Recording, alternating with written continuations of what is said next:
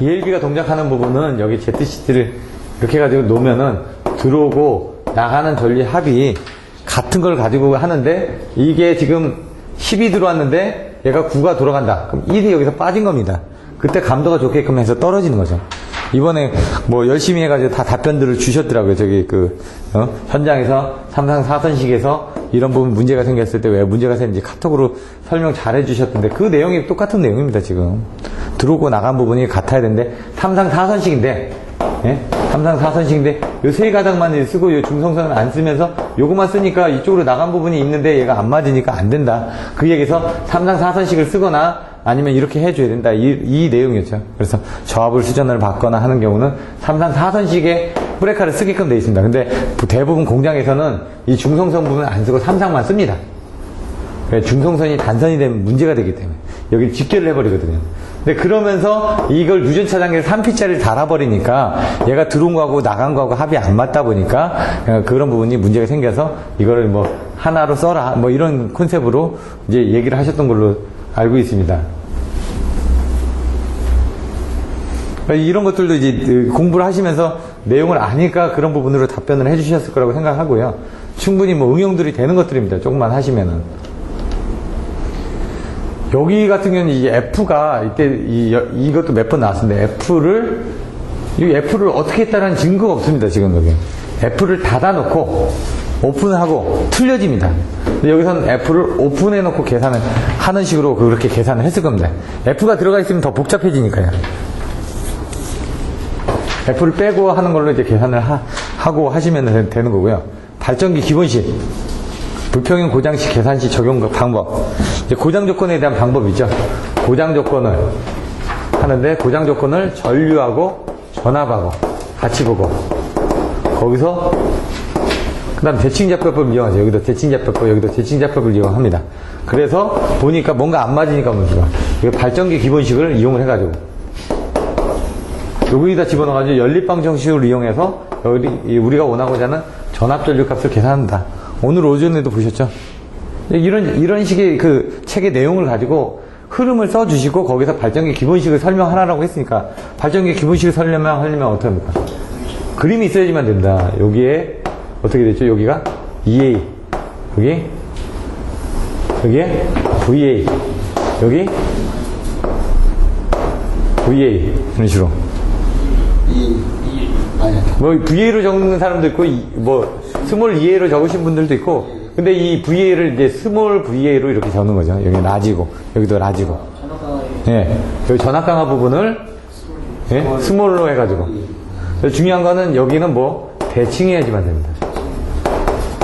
무브와 유도 전압 대칭.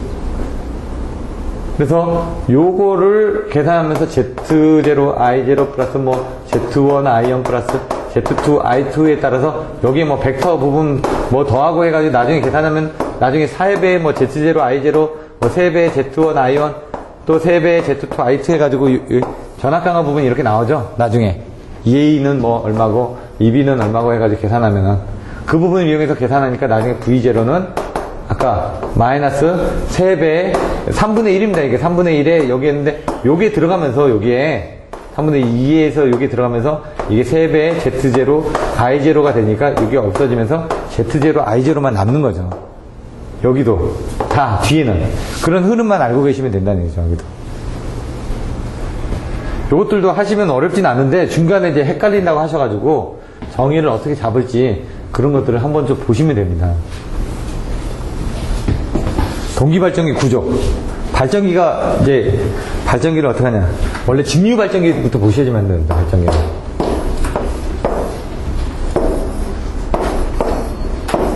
N극하고 S극 있고 자석이 이렇게 가죠.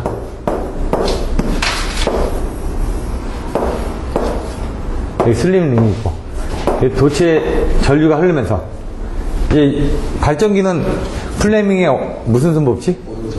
네? 오른손은 왼전 오발입니다. 왼전 오발. 왼전 오발. 발전기 하면 오른손 법칙입니다. 오른손 법칙. 오른손 법칙 이건데 그림 보시면 F, 그거 B, I입니다. 여기 전류를 흘리죠. I를. 그리고 자석 있죠.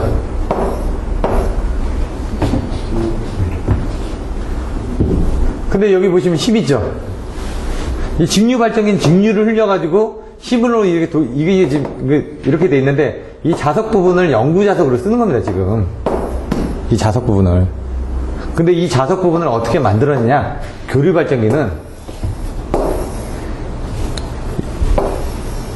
이게 계자거든요.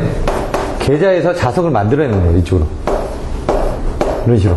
이 공구에다가 자석을 채워넣고, 이 자석에 채워넣으면 다시 이쪽으로 넘어가면서, 여기 코일이 연결되어 있으니까, 예? 이 자석에 전류가, 그러니까, 이건, 교류 발전기는 여기뿐만이 아니라, 넣다 뺐다 하는 여기 있죠? 이게 뭐죠, 갑자기? 예? 아니, 들어왔다 나갔다 하는, 예? 예, 렌치의 법칙이 해가지고, 들어왔다 나갔다 하는 그 부분에 의해서, 얘가 지금 왔다 갔다 하는 겁니다. 이 왔다 갔다 하면서 여기서 채워주다 보니까 이쪽에, 예? 전압이 유기가 되는 겁니다, 지금. 렌치의 법칙. 변압기처럼 생각하셔도 됩니다. 그러니까, 렌치의 법칙이 여기 안에다가 넣었다 뺐다 하면서 여기다 전류가 유도가 되는 그 부분인데, E는 마이너스 L dt분의 Dr 해가지고, 렌치의 법칙이 나오는데, 여기 부분에 대해서도 이쪽에 이제 유도가 되는데, 여기, 그러니까 요거하고 비교해 보시면 여기 자석을, 이 영구 자석 대신에 이 계자 부분에 공급하는 게 이게 엑사이터가 되는 겁니다. 근데 이 엑사이터 부분은 얘는 영구 자석을 썼는데, 전동기 같은 거 보시면 바깥에 이제 자석 이렇게 붙여넣지 않습니까? 조그만 자석 같은 거, 조그마한 것들. 그런 것들을 얘는 AC 타입에서 공급을 해가지고 DC로 바꿔가지고 하는 타입이 있고, 아니면 옛날에 여기 배터리를 넣어가지고 DC에서 브러시리스나 아니면은 브러시리스라는 게 여기 브러시가 없는 부분이고요. 여기는 또 다른 부분이 되는 거죠. 그래서 여기는 브러시리스 타입, 뭐 스태틱 리스 타입 해가지고 세 가지 여자기 타입이 있고, 여기에 들어오는 것들이 AVR이 되는 거고, 여기에 뭐 PSS가 있는 거고, 이런 식으로 되는 거죠. 요 힘 부분이 들어오는 겁니다. 얘를 힘으로 해서 돌려주면 결국 발전기라는 거는 뭔가 발전을 시키는 거죠. 전기를 발생시키는 장치인데, 이 전류 부분이 여기에 유도가 되는 겁니다. 그러니까 얘를 돌려주다 보면은 자석을 끊어주면서 돌려주면 여기 전류가 유도가 되는데, 이 전류가 유도된 걸 바깥으로 빼기 위해서 이 슬림링에서 한 번은 이쪽, 한 번은 이쪽 이런 식으로 바꿔가면서 빼가지고 한 번은 이쪽, 한 번은 이쪽 이런 식으로 이제 빼는 거죠. 이렇게 빼고, 이렇게 빼고, 이렇게 빼고, 이렇게 빼고, 해가 요거 돌아줄 때마다 이 위상에 따라서, 여기 위상에 따라서 요게 틀려지는 거죠. 얘가 이렇게 될 때마다 전류의 크기가 틀려지는 겁니다. 요게 자석하고 맞아들이는 면적에 따라서. 얘도 보시면 그런 식으로 이제 되는 거죠. 결론적으로 보면은. 근데 쉽게 이해하기 위해서는 얘하고 이제 같이 비교를 해보시면 됩니다. 직류 부분하고. 그래서 동기발전기가 이렇게 되는데, 이 구조라는 게 결국 뭐냐. 전기자가 뭔지, 계자가 뭔지. 계자에서는 자석을 만들어서요, 전기자 쪽에 유도를 해서 여기서 전류나 이런 것들이 발생이 된다는 얘기죠. 전압이. 전류나 전압이 발생되는데, 이제 힘은 뭡니까? 이 축이 힘이죠. 얘가 도니까. 돌면서 뭡니까? 여기서 발생되는 자석을 끊어주죠, 얘가. 자석이 이렇게 나오는데 얘가 끊어지지 않습니까? 자석을. 그러니까 아까 얘가 들어왔다 나갔다 하는 것처럼 얘가 들어왔다 나갔다 하면서 얘가 도는 것처럼 얘가 도니까, 그래서 얘는 계자가 회전한다 그래서 회전계장이고, 바깥에 전기자가 이쪽으로 들어와서 하는 것도 있죠. 근데 계자는 DC만 있으면 됩니다. 플러스 마이너스. 그러니까 작게 가도 되는데, 전기자는 3상이 있어야 돼요. 여기 한 상, 두 상, 세 상이 있어야 되는데, 이 세 상을 어떻게 하냐. 돌아가면서 하나, 둘, 셋, 넷, 다 이렇게 건수를 여러 번 해서 감지 않습니까? 그러니까 얘가 이게 많으면 많을수록 여기 받아들일 수 있는 면적이 넓어지는 거죠. 힘의 면적이. 여기 이제 전파될 수 있는 면적이 넓어지는 거죠. 그런 식으로 생각을 하셔도 됩니다. 그래서 여기 유도되는 부분을 하기 위해서 이렇게 되어 있는데, 그게 이제 회전계자양은 왜 회전계자양을 쓰냐? 왜 회전계자양은 왜 회전전기자양을 쓰냐? 근데 왜 대부분 회전계자양을 쓰냐? 얘는 DC 플러스 하나밖에 없기 때문에, 여기는 세상이, 전기자는 세상이 있어야 되니까, 그런 것들 때문에 이걸 소형으로 만들 수가 있고, 튼튼하게 만들 수 있고, 뭐 이런 내용들이 들어가는 겁니다. 이제 화력발전이다 보니까 얘는 작죠. 횡축형이고, 그러다 보니까 이런 부분을 쓰는 거고, 종축형 같은 건 이제 틀려지죠. 회전기자양 채택 이용해가지고 그런 내용으로 내용을 보시면 됩니다. 무구속 속도가 크리티컬 스피드라고 되어 있나요? 런어웨이 스피드. 런어웨이. 런어웨이는 뭐죠? 도망간다는 얘기입니다. 어웨이는 바깥이거든요. 바깥으로 도망간다. 무구속 속도. 구속을 못하는 겁니다. 무구속. 잡지 못하는 속도. 그러니까 최대한 올라갔다는 얘기예요. 최대한. 그 이상까지는 이제 더는 안 가는 거죠. 무구속도로. 얼마나 견뎌야 되죠? 1분입니다, 1분. 나중에 보시면 전기 쪽에 대한 그 부분을 보실 때 크리티컬한 건 1초입니다, 전부 다. 대부분. 그 다음에 1분입니다. 그 다음에 좀 올라가면 뭐 10분, 30분 이런 식으로 올라갑니다. 배터리 같은 경우는 30분만 버티면 되거든요. 이런 식으로. 대부분 1초, 1분, 30분 요 안에 거의 해결이 됩니다. 계층적 분산 시스템. 이 시스템, 계층적 분산. 분산이라는 게 뭐냐? 이건데 이제 이게 맞는지 모르겠네요. 분산 시스템이라는 건 DCS입니다. DCS. 디스크리션 컨트롤 시스템인데 HMI가 있고요. DCS가 있습니다. HMI, MMI 이렇게 나옵니다. 맨 머신 인터페이스, 휴먼 머신 인터페이스거든요. 맨 머신이라는 거는 기기가 있는데요. 기기 앞에서 사람이 이렇게 조작하는 거. 좀 틀려진 게 휴먼 매신, 그 기기의 버튼을 이용해 가지고 조작하는 거. 요걸 조금 틀리게 하면은 이제 HMI를 뭐라 그러냐면 여기다 뭐를 하나 달아놨습니다. PC 같은 걸 하나 달아놓고 여기서 뭐 터치 스크린을 이용한다든가 뭐 이렇게 해가지고 조작하는 거, 이런 정도의 컨셉을 보시면 되고. 그러면 기기가 있는데 여기서 제어를 할 수 있는 부분은 여기서만 제어를 하는 겁니다. 여기. 요거는 그 밑에서만, 그 다이렉트 그 장비에서. 근데 DCS는 뭐냐면 여기에 PC가 달려 있고요. 요것도 올라가서 여기에 또 PC가 달려 있습니다. 얘도 얘를 제어하고요. 얘도 얘를 제어합니다. 얘가 고장나죠? 그럼 얘가 얘를 제어할 수가 있고, 얘가 고장나죠? 그럼 얘도 얘를 제어할 수 있습니다. 분산 제어라는 게 디스트리뷰션 컨트롤 시스템이 제어할 수 있는 시스템을 여러 개를 깔아놓고 공정상에서 뭔가 필요한 부분이 있으면 얘도 제어하고 얘도 제어할 수 있게끔 만들었다. 이게 이제 DCS의 개념입니다. 보통은. 근데 이제 이 DCS는 분산 제어고, 스카다는 뭐냐? 여기서만 제어하는 겁니다. 여기서는. 저쪽에서는 제어 못하고. 스카다는 여기도 PC를 갖다 놓으면 제어를 하죠. 근데 이제 얘는 이제 PC 시스템들이 따로따로 놓을 수가 있습니다. DCS는. 그러니까 더 안정적이죠. 돈이 많이 들어갑니다. DCS는. 그래서 DCS는 어디 들어가냐면요. 예, 발전소. 중요한 부분들. 공정상의 중요한 부분들에 DCS들이 들어갑니다. 그래서 따로따로 꾸며가지고 할 수 있게끔. 그래서 시스템이 스카다보다는 상위 쪽입니다. 스카다는 어느 한쪽만 봅니다. 그러니까 얘는 공정되어다 보니까 얘는 전기 쪽만 보거나 이러는데 얘는 개장 쪽도 같이 봅니다. 전기, 개장, 그 다음에 압력, 이런 것들까지 복합적으로 다 봐가면서 하는 그런 정도로 이제 여러분들이 이해를 하시면 조금 더 편합니다. 그런 컨셉으로.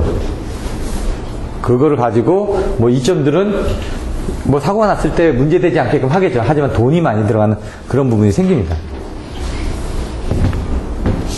120분까지 전체적으로 한번 설명을 드렸는데, 또 한 번 더 볼까요? 더 뭐가 있는지. 배전선로 구성 필요사항. 저압배전 방식 수지상, 저압뱅킹상, 스폰네트, 방백내, 이게 아까 얘기했던 거죠. 저압이.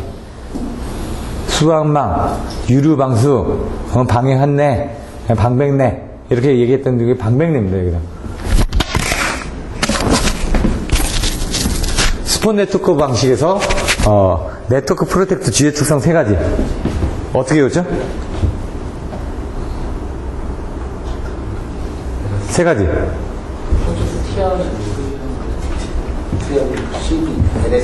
네트워크 프로텍터. 여기 어디 부분인지 아십니까? 그럼 스폰 네트워크가 뭘까요? 양쪽에 2개 변전소가 있죠. 이렇게. 그러니까 이제 3개. 이렇게 왔죠? 3개 가지고 여기 딱 오면은, 여기 뭐가 있죠? 처음에? 차단기 없습니다. DS가 있습니다. DS가. 예? IS, LS가 있죠. DS. 여기에 CB가 있습니다. 그러니까 나는 끌 수가 없습니다. 부하를. 얘가 꺼줘야지만 나는, 예? 스위치를 끄질 수가 있습니다. 그리고 나서 어떻게 합니까? 변압기가 있죠. 변압기 2차 쪽에 뭐가 있어요? 퓨즈가 있습니다. 퓨즈. 그리고 이제 CB가 있죠. 이게 이제 병렬로 연결되어 있죠. 여기에 문제점이 있고, 뭐 여기에 문제점이 있고, 여기에 문제점이 있고, 여기 또 문제점이 있고, 이렇게 설명되어 있지 않습니까? 여기 또 문제점이 있고, 여기에 문제점은 발생하면 얘로밖에 커버가 안 된다. 여기 부분은 최대한 짧게 해줘야 된다. 사고 났을 때. 왜? 요 구간에서 사고 나면 이 변압기 쪽을 보호할 수 있는 게 없지 않습니까, 여기. 요 구간을 짧게 해줘야 된다. 이런 부분, 보호 맹점이 생길 수가 있다. 이런 내용들도 있고요. 이걸 병렬로 용량하면서 변압기 용량은 어떻게 계산하죠? 변압기 용량 계산. 130% 과부하에 8시간 운전 가능할수록. 그런 내용들이 있고요. 그러면서 이제 거기서 나오는데 네트워크 프로텍터라는 게 여기 부분을 얘기하는 겁니다. 요 2차층. 여기. 여기를 뭐 이렇게 넣고 빼고 할 수 없기 때문에 얘는 항상 전원이 들어와 있습니다. 항상. 여기는 항상 살죠. 거의. 근데 변전소도 두 군데가 틀리니까 항상 사는 겁니다. 얘가 죽어도 얘 쪽으로 들어오거든요. 변전소가 두 개가 죽을 일은 없습니다. 거의.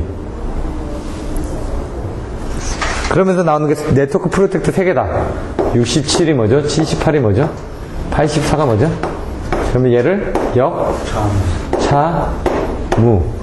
지금 물어보는 게 역전력 차단, 차전력, 차전압 투입, 예? 무전압 투입. 요것만 차단이고요. 이건 투입입니다. 역전력 차단. 여기서 사고 났습니다. 그럼 얘도 이쪽으로 가죠. 그럼 얘도 이쪽으로 해서 올라갑니다. 그럼 여기서 사고 났을 때 거꾸로 치고 올라갈 겁니다. 치고 올라갈 때는 여기를 끊어줘라. 이게 역전력 차단입니다. 차전압 투입. 내가 이제 정전이 돼 있는데 이쪽에 전압이 살았습니다. 예? 그러면은 집어넣어라. 전압이 차이가 나더라도 집어넣어라. 무전압 투입. 여기가 무전압이고 여기 전압이 들어오면 들어가라. 이 얘기입니다. 큰 컨셉으로 보면. 이게 그 예제 문제도 있거든요. 그래서 이런 것들은 받으시면 됩니다. 스폰 네트워크로 받으시면 되죠. 그럼 저기 주요 특성 3가지를 설명하라. 그러면 요거만 설명하면서 하니까 10점짜리 정도밖에 안 되겠죠. 문제가 3가지만 설명하는 거니까. 그게 아니라 스폰 네트워크에 대해서 전반적으로 설명해라. 이건 25점짜리가 되는 거죠. 전기설비 종류 이런 것들은 넘어가겠습니다. 60Hz하고 50Hz 이것도 좀 헷갈리는데 한번 봐주셔야만 됩니다. 그래서 130번까지 한번 같이 보면 그때 문제가 되는 게 자석 밀도, 그 다음 철손, 온도 상승, 출력에 대해서 설명하라고 얘는 분명히 얘기를 했습니다. 딱 이거에 대해서 답을 못 해주면 안 됩니다. 이거는 수치 계산값을 뭐 1.2배가 증가를 한다든가 1.2배 자승에 뭐 반비를 한다든가 이런 내용들이 나오는데 쉽게 생각하면 이겁니다. 변압기가 있는데 지금 보시면 60Hz 변압기입니다. 나는 60Hz인데 50Hz를 넣습니다. 적게 들어갔죠. 자석 밀도가 적게 들어갔습니다. 자석 밀도는 줄어들었죠. 네, 철소는 늘어날까요? 헷갈리지. 이거 한번 봐야지만 됩니다. 이거. 적게 공급했다. 근데 예를 들어 반대로는 보면 좀 쉽죠. 반대는 50Hz인데 60번이 들어왔습니다. 더 많이 들어간 겁니다. 더 많이 들어갔으니까 얘는 열이 올라갈 겁니다. 근데 얘는 열이 안 올라가냐? 부족하니까 부족한 만큼 얘가 더 열이 올라갈 수도 있다는 거. 이건 한번 내용을 보셔야지만 됩니다. 60Hz일 때 50Hz 갖다 쓴 거, 50Hz인데 60Hz 갖다 쓴 거, 이 두 개를 같이 비교해 보셔야지만 됩니다. 헷갈립니다. 이게 또 가서 보면은 요 문제가 이렇게 있었는데 사실 그거보다는 이제 전동기도 나옵니다. 전동기도. 근데 변압기가 가장 많이 나오죠. 전동기 그냥 돌면 되거든요. 힘이 줄어도. 근데 변압기는 자석 밀도가 채워져야 되니까 이것도 한번 봐주시면 되고, 소음 같은 경우 자체적으로 발생하는 소음. 그래서 여기 자석 밀도에 발생하는 소음, 철선에 의해서 발생하는 소음, 아니면 주변에 의해서 발생하는 소음, 부하가 변화돼서 발생하는 소음, 그러니까 바깥에서 발생하는 소음, 자기 자체에서 발생하는 소음. 자기 자체에서 발생하는 거는 변압기 어떻게 이루어졌는지를 보면 됩니다. 변압기 이렇게 돼 있죠. 여기다 이렇게 3개를 감아놨습니다. 1차 측, 2차 측이 다 있는데 실제 변압기는 이렇게 돼 있는데 여러분이 보실 때는 변압기는 이거죠, 그냥. 예? 근데 그거를 이제 그림을 어떻게 하냐면 1차 측에 관계되어 있고 2차 측에 관계되어 있고 전류가 흐르면서 여기에서 넘어가는 이걸 그냥 네모나게 그려놓는 거지. 이렇게 네모나게 그려놓고 여기다 철심 감아놓고 철심 감아놓고 도체 전류가 그러면 이 철심들을 통해서 가는데 이게 그겁니다 지금. 근데 얘는 이제 같이 쓰는 거죠. 이 철심을 삼상을. 그래서 실제로 이렇게 놓고 감아놓은 겁니다 지금. 철심을. 요걸 성층을 해줘야 되고 끝에를 뭐 이렇게 쪼개서 해준다든가 이런 부분들도 있고. 고압이 바깥일까요 아닌가요? 밖으로. 고압은 바깥입니다. 그러니까 여러분들 헷갈리는 게 고압은 전압이 높으니까 전류가 작으니까 권선이 작으니까 이렇게 할 건데 고압은 전압이 높으니까 절연을 많이 해줘야지만 됩니다. 절연을 많이 해줘야 되기 때문에 얘가 절연 때문에 바깥에 씁니다. 더 두껍게. 그러니까 바깥에 돈토치 이렇게 손 붙여있지 않습니까? 바깥이 고압입니다. 안쪽이 저압이고요. 그러니까 여러분들이 이게 생각할 때, 전류모로 생각해가지고 건선을 작게 감아도 된다. 전류가 작게 흐르니까 이렇게 생각하시는 게 아니라 전압입니다, 전압. 전압 때문에 두꺼워져야 된다고요. MC10이 조그맣지 않습니까? 역할 똑같습니다. 그게 V10이 똑같은 역할입니다. 왜 커지나요? 전압이 더 올라가니까. 전압에 따라서 이격거리가 틀려지거든요. 그래서 이격거리 때문에 틀려집니다. 이런 것들도 보시고는 여기서 발생하는 게 이 철심에서 발생하는 부분들이 있습니다. 철심에서. 이게 철심을 적층이 되어 있는데 적층을 꽉 눌러줘야 돼요. 예. 그래서 이제 프레임이라고 이렇게 꽉 해서 예. 꽉 조여줘야 돼요. 여기서 이렇게 해가지고 여기 뭐 딱 잡아주죠. 여기 끝에서 딱 잡아주게끔 돼 있는데. 그런 게 예. 굉장히 예. 튼튼해서 거기서도 많이 떨어요. 여기서 이렇게 떠는 부분도 있고요. 여기 이렇게 성층이 되어 있는 부분이 떠는 부분도 있고요. 여기 보면 지금 에나멜 칠해가지고 다 돼 있는데, 이런 부분들도 많이 있고, 그 다음에 여기 이제 진동 부분을 관계해서 여기다 그 밑에다 대듭니다, 얘가. 그런 부분에서 있는 것도, 여기 팬을 또 달았는데요. 팬에서 또 소음 나는 경우도 있습니다, 이 팬인데. 예. 여러 가지 부분들. 패드, 진동. 그래서 여기다 막 진동용 방지 패드 달고, 이 팬 같은 것도 온도 때문에 다는 거거든요. OAFL 때문에. 그런 것들 여러분들이 하시면서 봤던 것들을 다 적어주시면 됩니다. 저 안에다가. 그래서 철선하고 그다음 동선 이 부분에서 뭐 최대 효율 조건 같은 거 같을 때 여기서 이제 알 수 있는 것들은 그러면 이제 재질에 따른 거 아몰포스 변압기하고 그다음에 일반 변압기하고 왜 아몰포스 변압기가 손실이 더 적다라고 얘기를 하는데 무부하선이 있습니다. 무부하선이 뭐죠? 철선. 이게 철선입니다. 부하선은? 이게 부하선이 동선입니다. 왜? 부하를 걸면은 동해에서 전류가 흐를 거니까. 근데 부하를 안 걸면 무부하만 걸리니까 이렇게 보시면은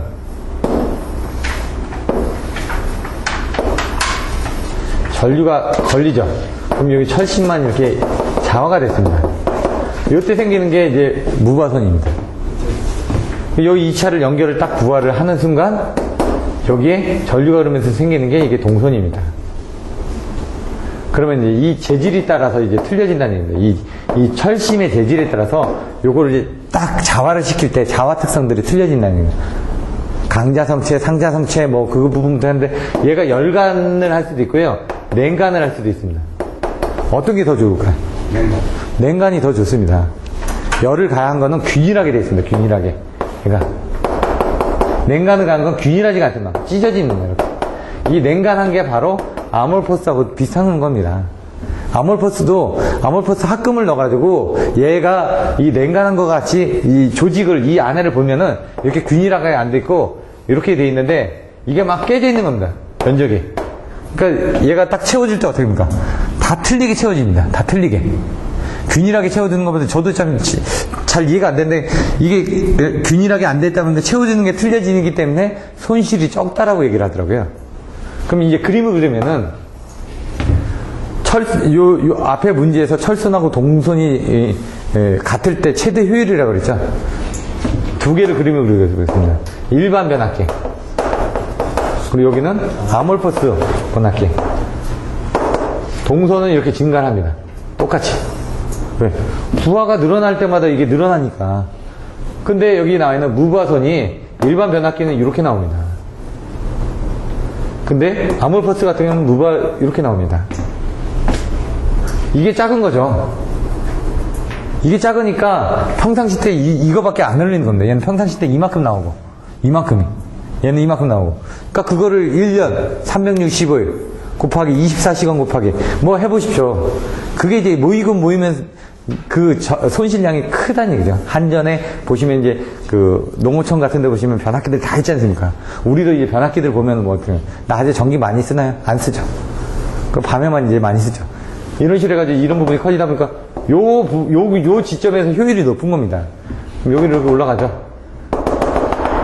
효율이 이렇게 돼 있습니다. 큰 차이는 없습니다. 95%에서 98% 이렇게 돼 있습니다.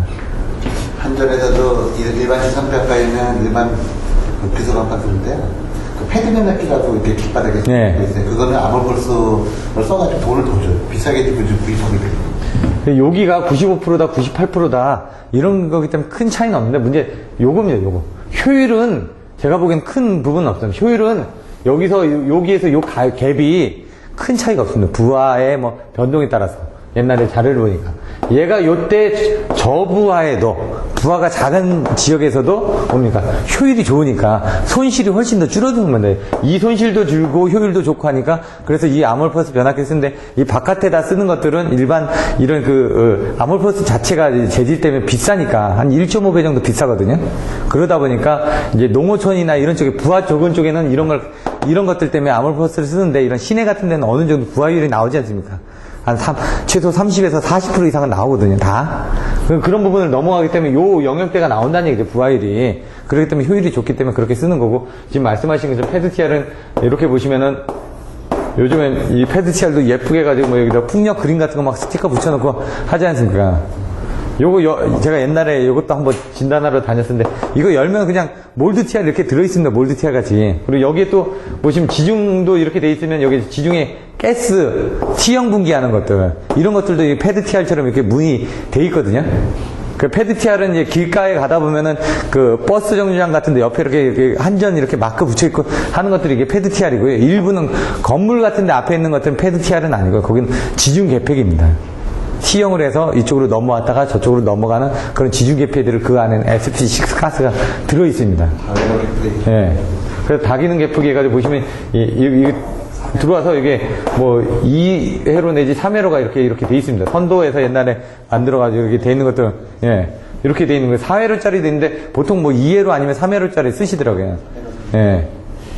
2회로짜리는 뭐 2개밖에 못 쓰니까 별 의용이 없고 거의 3회로짜리를 이렇게 해가지고, 두 가닥이 와서 다른데 여기도 쓰고 여기도 쓰고 여기도 쓰고 이렇게 3회로 정도가 이렇게 들어있는 것들을 그런 것들을 많이 제작을 해서 쓰신 걸로 알고 있습니다.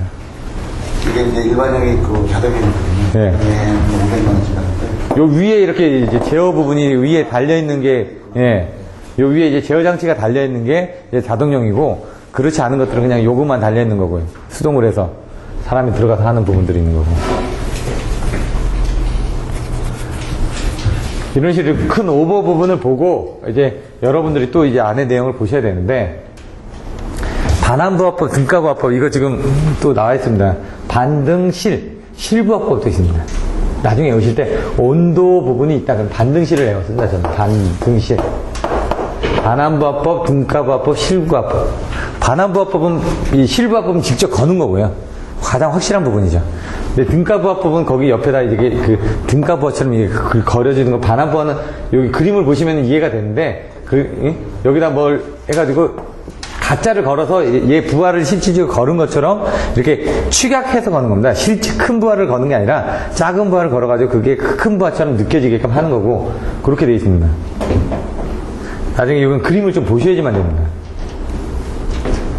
요거 같은 경우는 요것도 나왔었는데, 요거는 지금 어떻게 되냐면요. 보호계정기 특성에서 이렇게 해서 요것도 틀려집니다. 뭐냐면 저렇게도 그림을 그려져 있는 경우도 이렇게 그림을 그려져 있는 경우도 있거든요. 여기 1번, 2번, 3번 쪽의 계정기가 여기서 사고 났을 때 순차적으로 얘가 먼저 동작하고 그 다음에 얘가 동작하고 얘가 동작하게끔 돼 있다. 그래서 저 OC라는 게 오버커런트 릴레이거든요.